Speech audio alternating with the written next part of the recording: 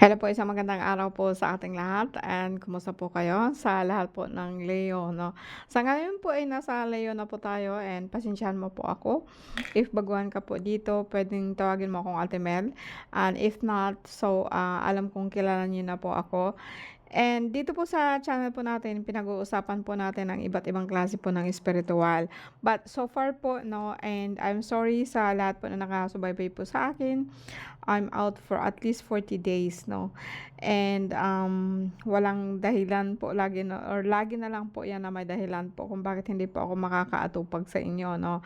And nagkasakit po ako and I tell you more about that, but right now is like marami kasi sa atin na nagre-request po ng ating tawas, no? So this is tawas number 5 and sa taong to, no? So Leo po ipinanganak po nung July 23 hanggang August 22 pagkatapos po ng ating cancer, no? So Leo is tingnan natin kung ano po nangyari po sa inyo.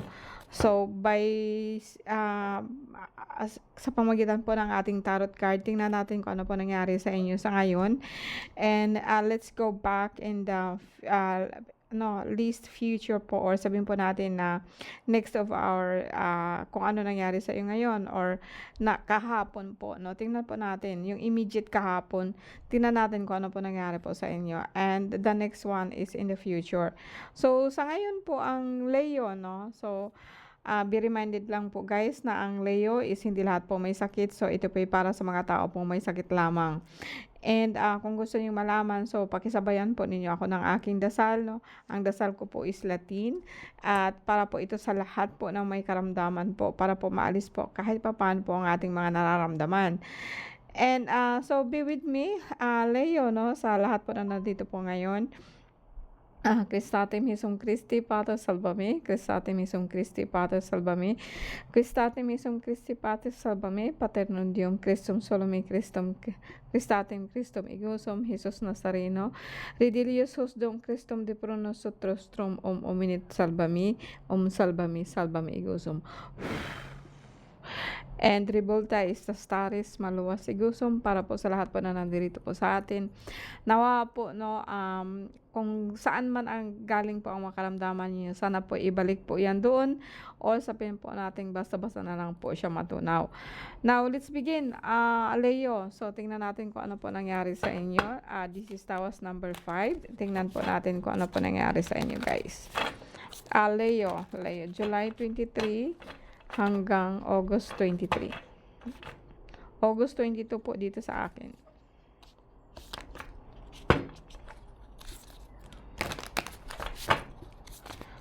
Leo. Leo is fire sign.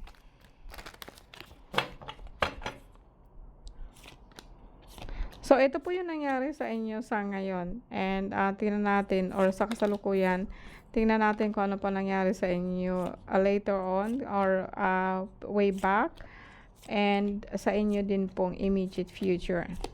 This is your now, kahapon, no? And ito yung ngayon ninyo, or ito yung ngayon, ito yung kahapon, ito yung kinabukasan. Okay.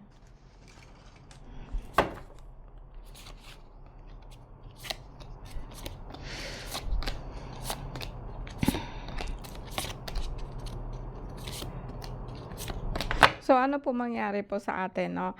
And sa lahat po na nakasubaybay po sa akin, siguro alam po ninyo na I'm looking past, present, past, and in the future, no? So, ito yung kasalukuyan po natin. And as I said, tingnan natin yung nakaraan mo and in the future. So, kung sakali po alam mo kung ano po nangyari sa iyo ngayon, so posible po na magbago ang iyong future, no? And gusto ko lang pong ipaalam po guys sa mga non-follower po, no, or sa mga baguhan lang po dito po sa channel po natin.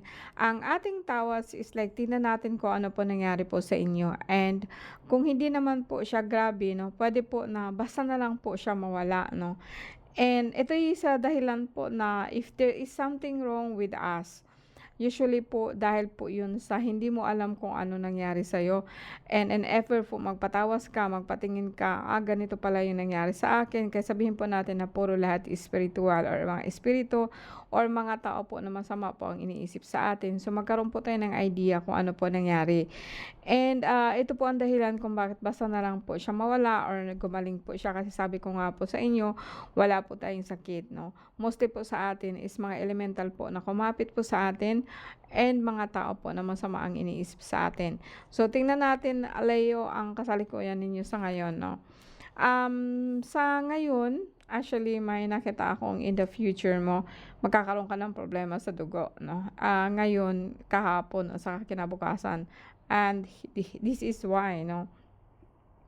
So, etong pwedeng sabihin natin na kasi ang card na to sa inyo, so Leo. So, hindi lang po iisa ang Leo natin, no?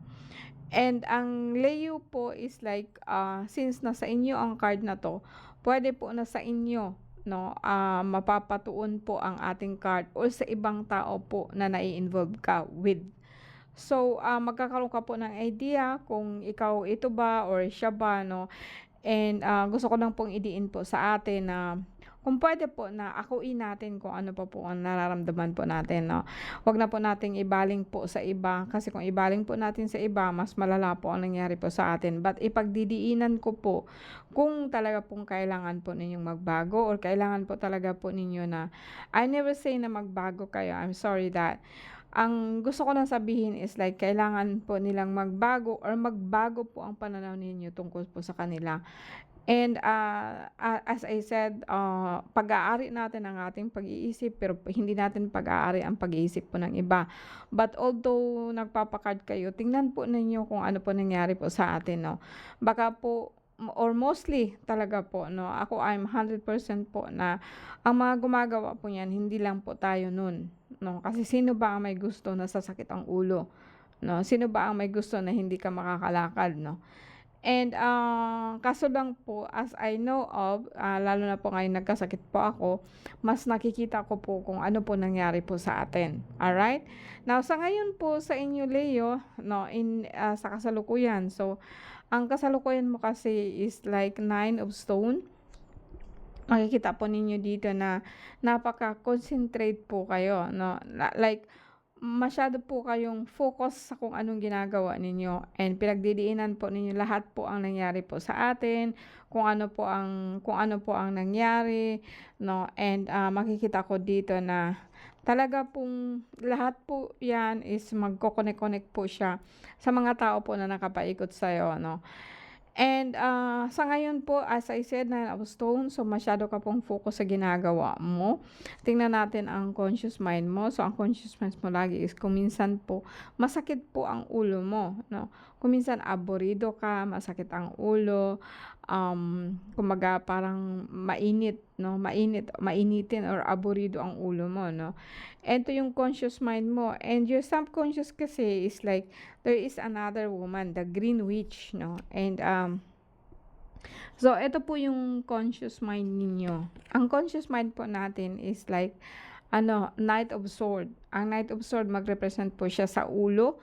Masakit po ang ulo po natin, aborido, or sabihin po natin na hindi ka makapag-concentrate ng maayos, no? And, ito yung conscious mind nito. Then kung tingnan po natin ang yung subconscious, parehas po ito sa mind. Parehas po ito sa mind, kaso lang po magkaiba po, no? Ang subconscious mo, which is something that you don't know, eto kasi ang taong to is like, ibang tao po to ha, hindi sa iyo, or malapit po sa iyo, na kung saan baga, binibigyan ka po niya ng sakit ng ulo, like your conscious mind, no? And hindi ka po makapag-concentrate ng maayos, aborido ka po, no? So, lahat ng nakapalibot sa iyo is like apektado siya. Pero ididiin ko po sa inyo na hindi ikaw to, kundi another person which is very close to you. Pero pumanaw na siya, patay na siya. And kung minsan ito kasi is masakit sa ulo, no? Yun laging sinasabi po natin na kung titingnan po natin guys, no, etong mga palibot ninyo, kasi ako I'm almost 2 months po na nandito lang po ako sa bahay, no. And ayoko pong lumabas, sa totoo lang. Kahit po pupunta sa ibang lugar, kahit sa mga mall, no, and kung may pupuntahan ako, kukunin ko lang yung kung ano po ang kailangan ko, and then at that out po ako, no. Ito po yung sa dahilan po ng lahat po ng empath, no. Ang empath po ay katulad po sa akin. So ang Leo po minsan po sa kanila ay empath, no. And madali nilang masagap yung mga masasamang detalye or mga masasamang energy po sa palikot nila. So ito po ang nangyari po sa iyo, no. Ito'y actually you tried po na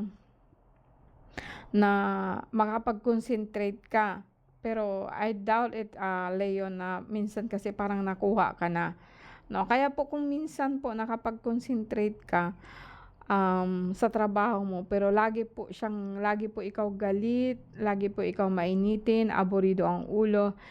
And sa dahilan po na ang concentration mo is against po yun sa'yo or against po yun sa ibang tao. I will repeat, no? Kasi ang ating pamilya lang po na Greenwich actually is like matandang babae po na pumanaw na is a witch. Yeah, I would say it's a witch. Is more than katapat po siya ng warlock, no? So mataas po siya and kamag-anak mo lang po siya, no? Siya po ang dahilan kung bakit po masakit ang ulo mo lagi, no? Masakit ang ulo mo lagi and bakit aburido ka. And kung pagsabayin po natin dito nung po sa apat, no, masasabi ko po na ang concentration mo kasi is hazardous or hindi siya maganda kasi po mainit lagi ang ulo mo. And kung idedaan po natin dito, mainit ang ulo mo dahil po dito sa kapamilya mo lang na naiinggit sa'yo. Inggit lang ito, be. Pero actually, kayang-kaya mo po siyang itawid, no? Kayang-kaya mo siyang itawid, kayang-kaya mo po siyang hawakan, kayang-kaya mo siyang aware ka lang po sa kung anong ginagawa niya para hindi po pagpapatuloy po itong sakit mo, no? And in the future natin, tignan pa natin, kasi ang concentration mo always palipad hangin sa nakaraan. Hindi po siya sa parating. Kaya wala po akong nakita sa iyong parating. Kundi, lagi kang nag-iisip sa mga nakaraan mo ba? Is it true? No? Totoo po ba na lagi ka pong nakakonsentrate sa kung anong meron ka noon and wala na siya ngayon? No? Ito po ang lagi mong naiisip kaya po aburido ka, no? Like, nung mga nakaraan po ba, masaya ka, marami kang pera, hanggang sa dumating po sa punto na nawala lahat sa'yo. And until now, aburido ka dahil meron ka na dati, bakit nawala pa sa'yo, no? And I doubt it, no? Bawat isa sa atin is may kanya-kanyang kapalaran, no? And on the center of your card actually is you, Nine of Stone, which is tradition.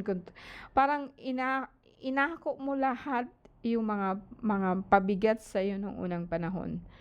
No, actually, I will not say na this is a bad person. I will not say this is a bad person or a good person, is neither.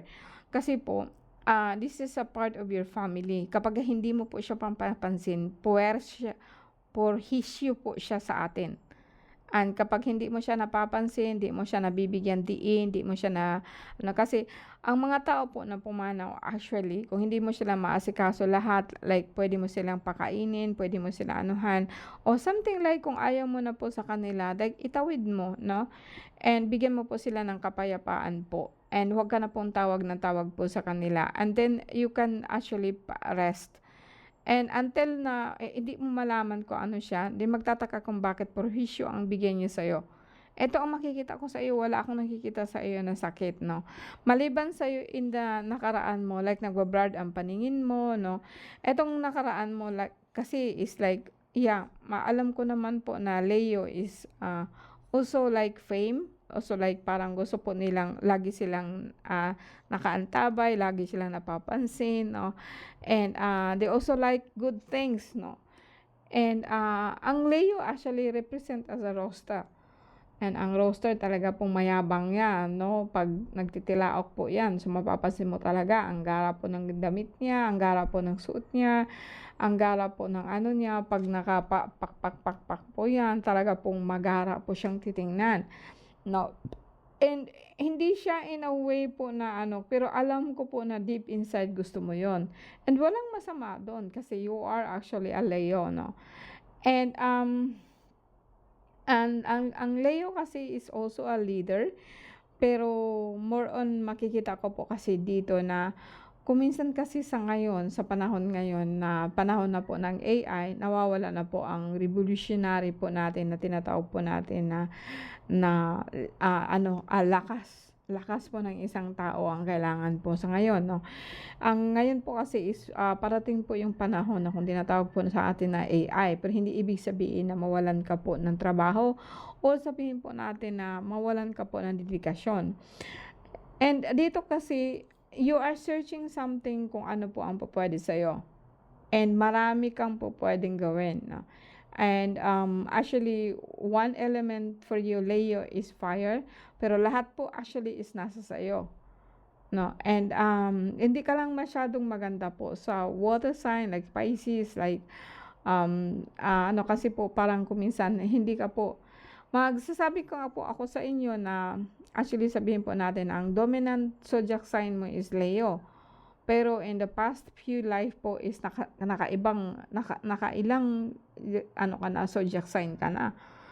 No, hindi siya masasabi na hindi mo alam kung ano po ang ibig sabihin kung ikaw po ay nalulungkot. And or ikaw po is like hindi po masaya. No, like kasi that's an emotion. Alam mo na ang emotion, ang fire is a passion. So dito kasi sa panahong to is like meron ka talagang gustong gawin sa buhay. And although sabihin natin na nakapatong sa iyo ang tradisyon po ng iyong mga ninuno po, hindi ibig sabihin na kukunin mo at aakuin mo yon, no? Hindi po, no? And actually, our system and a Filipino system is like parang tradisyon natin ang ganito, ganyan, ganito, ganyan, ang pamilya natin, ikaw ang kasunod, ganito, ganyan. So, natatrap tayo doon. And hindi lang po yan actually because you are a Filipino, because nakaka-enkwentro ka na rin po ng iba't ibang lahi po, no? Hindi lang siya sa ngayon, kasi sa ngayon kasi like gusto mong maalis, gusto mong umalis, gusto mong magtrabaho sa ibang bansa, pero hindi siya basta-basta nakukuha, no? Dahil po, yun nga po, no, lagi po ikaw nagkasakasakit, lalo na po dito sa right side po, sa tiyan mo, no? And ito yung lagi kong sinasabi sa iyo guys, na minsan kasi dito is like nagpapagutom ka o hindi ka nakain sa tamang oras, no? Pwede bang sabihin ko sa iyo na more on more on mga chichirya, no? So mga junk foods, mga pagkain po na madali lang po, no? Actually dito ka po unang-unang nagsisimula. Pero kung mag-start ka po sa sinatawag po nating dinengdeng or tinawag natin na gulay po na sabaw na gulay, makikita ko dito na magbabago po ang sistema po ng bowels mo, no? Magkakaroon po ng bagong sistema ang iyong system of your body, no? Kasi ang chakra mo po talaga is disaligned. Kaya po medyo tumataas ang sugar mo, masakit ang lower back mo.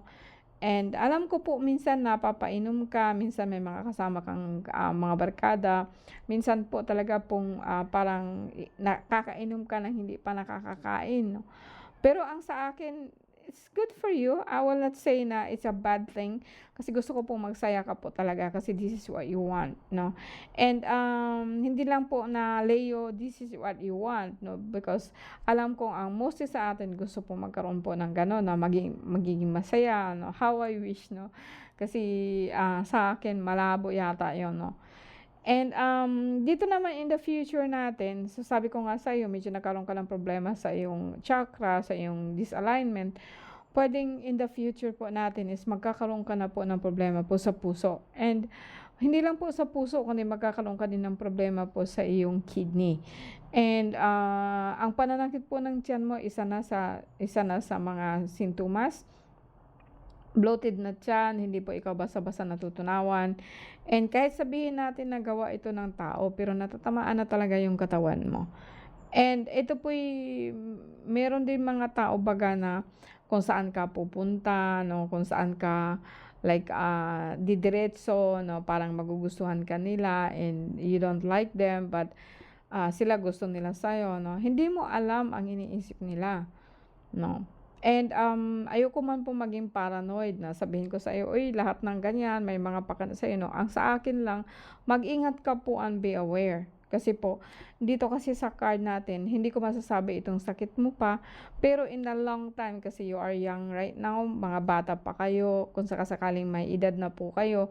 So, ang dahilan lang po actually ng heartburn mo is like yung katawan mo lagi pong may sakit, 'no? Dala nga po ng pataas po or mataas po na sugar po natin. Pero sa iyo na bata pa, pwede kong sabihin sa iyo na hindi, 'no? Puwede kong sabihin sa iyo na here and there po magkakaroon ka po ng problemang ganito, ganyan, ganito, ganyan, 'no? Like, creatinine or like sa kidney, sa sugar, sa pananakit po ng ulo, and lahat po 'to concern lang po ito sa about sa lupa and about po sa iyong pamilya, 'no? And, alam niyo guys, 'no, may kwento lang po ako sa inyo, 'no. Alam kong most of us or like sa ano po natin, sa ating ospital po natin, ang dami po ngayon po na tumataas po ang dugo. Dahil po sa ang sama ng panahon, 'no, malakas ang init o talaga pong sobra ang init, tutok na tutok po, and minsan po parang hindi ka na po makakahinga, 'no. Dahil po 'yun sa tinatawag po natin na, dahil po 'yun sa tinatawag po natin na parang asthma ba, 'no, na hindi siya puwede sa, ano ba 'yun sa inyo, yung maalpog? Ano ba ang ano sa maalpog is just like, buhangin or something like na parang parang sa Tagalog pa is like yung yung nakakalanghap ka po ng mga bagay po na hindi maganda or like, mga buhangin na maliliit, so mga ganito, alpog po ang tawag po niya sa amin. I can't get it kung ano po siya sa Tagalog. Ang alpog po is Bicol, it means to say na mga bagay-bagay po na sobrang-sobrang pong liliit na nagkukusya dito ng ano na parang 'pag napadami ang paglanghap mo nun, parang masama na ang hininga mo or like ang tiyan mo nagbo-bloated na, 'no. Like nakalanghap ka ba ng utot ba na hindi mo na siya mailabas sa katawan mo, and then parang nasa sa'yo na siya nag-i-stay and na parang nasa sa tiyan mo na, 'no. Ito po ang nakikita ko sa inyo, 'no. So, here and there, may advice po ako sa inyo, Leo, kasi puwede po ito sa'yo, 'no. Kung makakalanghap ka po ng maalpog or sabihin po natin na hindi masyadong magandang hangin, like nagkakaroon ka ng, hindi magandang paghinga, puwede kang maligo po siya ng dahon, dahon po ng, atis, dahon po ng mangga, puwede po ang kaimito, puwede po ang labana, basta mga dahon-dahon po siya, and then lagyan po ninyo ng just a pinch of salt and pakuluan po ninyo 'yun. Pagkatapos po no'n, ilagay po doon sa paligo po niyo 'yan, 'yun po ang ipapaligo po ninyo. Like sabihin po natin sa herbal, puwede po ang Artemisa, puwede po ang Sambong, 'no, and, Artemisa is, like, damong Maria sa Tagalog, 'no, Artemisa sa Bicol. And, sambong or sabihin po natin na lagundi, 'yan po na iniinom po natin para po sa ubo. Napakaganda po niyan po para panligo.